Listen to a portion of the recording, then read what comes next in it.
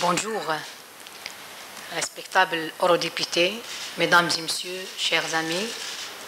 Permettez-moi tout d'abord de vous remercier de m'avoir invité à cet important panel, tout en souhaitant que les travaux de ces journées d'études organisées par la gauche unie européenne contribueront au respect des droits du peuple sahraoui à vivre dans la liberté et la dignité, et à l'instauration de la paix et le respect des droits de l'homme dans le monde entier. Mesdames et messieurs, comme vous le savez, le conflit du Sahara occidental a généré des répercussions dramatiques sur les droits de l'homme dans les territoires sahraouis occupés illégalement par l'État marocain. Et c'est sur ce volet du conflit que va s'articuler mon intervention. Mesdames et messieurs, l'invasion du Sahara occidental par l'armée marocaine en octobre 1975 était couplée d'une campagne aveugle de répression contre la population civile sahraoui, dans les villes, les villages et dans le désert. Cette féroce campagne consistait à soumettre des milliers de Sahraouis à une punition collective et en les exposant à la disparition forcée, la torture et la détention arbitraire, à l'enterrement des personnes vivantes dans des fosses communes. D'autres ont tout simplement été jetés des hélicoptères de l'armée royale marocaine. Les sources d'eau ont été empoisonnées et minées. Les troupeaux des nomades sahraouis ont été abusés ou confisqués.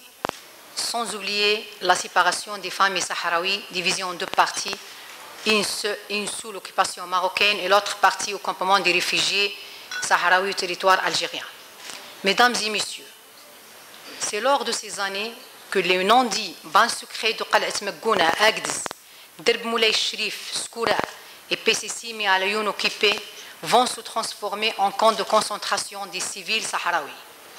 Des centaines de citoyens sahraouis des deux sexes et de tout âge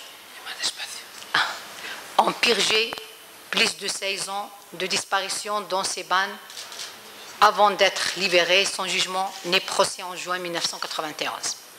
D'autres ont succombé sous la torture ou bien sous les mauvaises conditions de détention ou encore à cause de mauvais traitements. Et reste à ce jour le sort de plus de 500 Sahraouis en suspens et inconnus. Mesdames et messieurs, moi personnellement, je suis témoin d'une horrible et indescriptible expérience de 4 ans dans le centre de détention secret PCC à Laayoune occupé. Je faisais partie des groupes de la commission qui comptaient plus de 400 Sahraouis, femmes et hommes, tous enlevés la veille de l'arrivée d'une commission onusienne attendue le 20 novembre 1987 à la capitale des Sahara occidental et Laayoune. Nous avons passé toutes ces années avec des yeux bandés, isolés totalement du monde extérieur, et mauvaise nourriture, manque de soins et des conditions d'hygiène, en plus des séances quotidiennes de torture et des harcèlements sexuels étaient les pratiques auxquelles nous étions assujettis le long de cette dure période de notre disparition forcée. Mesdames et messieurs, ne pensez pas que la situation s'est améliorée et le Maroc a dû tourner la page de ce qu'on appelle les années de plomb. À vrai dire, l'État marocain a seulement changé les méthodes de sa répression systématique contre les Sahraouis et contre les Marocains en même temps. En effet, et depuis 2005, la machine répressive marocaine est passée à la vitesse supérieure en réprimant sauvagement les manifestations pacifiques proclamant le respect des droits humains et le respect des droits du peuple sahraoui à l'autodétermination. Les interventions brutales et violentes des services sécuritaires marocains ont causé une situation précaire au sein de la population sahraoui civile. Des centaines de citoyens sahraouis victimes de tabassage et de torture qui est allé jusqu'à la mort. Des dizaines ont été arrêtés illégalement, jugés et condamnés par de lourdes peines. Personnellement, j'ai purgé 7 mois fermes en 2005-2006 à la prison noire de l'Ayoun avec un groupe de 37 prisonniers de conscience, parmi eux des défenseurs des droits de l'homme, sur la base d'un dossier d'accusation falsifié et non authentique. Mesdames et messieurs, au moment où je vous parle, accroupissent plus de 50 prisonniers de conscience sahraouis dans les prisons marocaines et à la prison noire de l'Ayoun. 30 d'entre eux observent une grève de la faim depuis 27 jours. Ils se trouvent dans une situation alarmante. Parmi eux, il y a les 6 activistes des droits de l'homme qui attendent un jugement militaire après avoir comparu devant le juge d'instruction de la cour martiale de Rabat. Ces activistes peuvent être condamnés à perpétuité ou à peine de mort. Selon les accusations fabriquées contre eux, leur seul péché, c'est d'avoir visité les leurs au campement des réfugiés sahraouis à Tindouf. Plus pire encore, ce qui se passe ces jours au territoire occupé, après le retour d'un autre groupe qui vient de visiter le campement des réfugiés sahraouis. Les autorités marocaines ont impliqué des colonnes marocains et les ont encouragés d'agresser violemment les activistes sahraouis à l'aéroport de l'Ayoun et au barrage de contrôle de Smara, Dakhla et Boujdour, ce qui a laissé plusieurs victimes et des dégâts matériaux. Mesdames et messieurs, la situation est très alarmante. La vie des activistes des droits de l'homme est menacée, ainsi que celle de leurs enfants et leurs familles. Et je confirme que la situation s'est gravement détériorée. Et je témoigne que les populations sahraouies sont en danger. J'en appelle à la protection de leurs droits élémentaires. Et il est urgent et impératif d'accentuer les efforts et d'intensifier le travail pour mettre fin à notre souffrance. Et je réaffirme l'urgence et la nécessité de créer un mécanisme onusien pour la surveillance, la promotion et la protection des droits de l'homme au Sahara occidental. Mesdames et messieurs, nous tenons aujourd'hui cette table ronde ou ce panel à Madrid qui préside provisoirement l'Union européenne.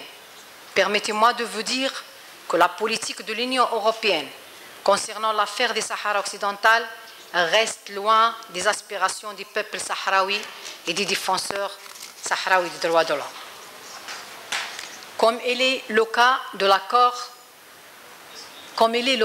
l'accord de pêche conclu entre l'Union européenne et le Maroc et qui permet à la flotte européenne, sans aucun fondement juridique, d'exercer sur les côtes sahraouies, ou encore le statut avancé accordé par l'Union européenne au Maroc, sans exclure le Sahara occidental, ni prendre en considération les violations des droits de l'homme que commet l'État marocain au Maroc et au Sahara occidental.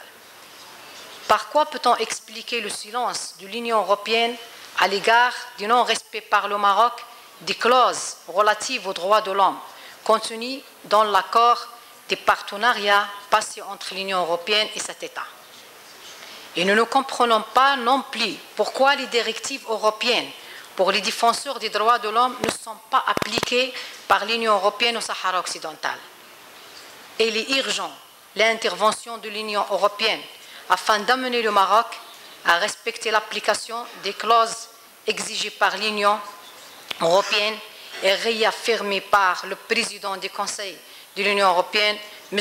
Van Rompuy, lors des sommets de Grenade en mars. Il est temps que l'Union européenne agisse et contribue à mettre fin à notre drame en protégeant les populations civiles sahraouies et en évitant au plus urgent un dénoyaument tragique pour les prisonniers politiques sahraouis et surtout les 6 activistes emprisonnés à la prison marocaine de Sali, et en encourageant l'avènement d'une solution juste et équitable garantissant l'exercice par le peuple sahraoui de son droit fondamental à l'autodétermination.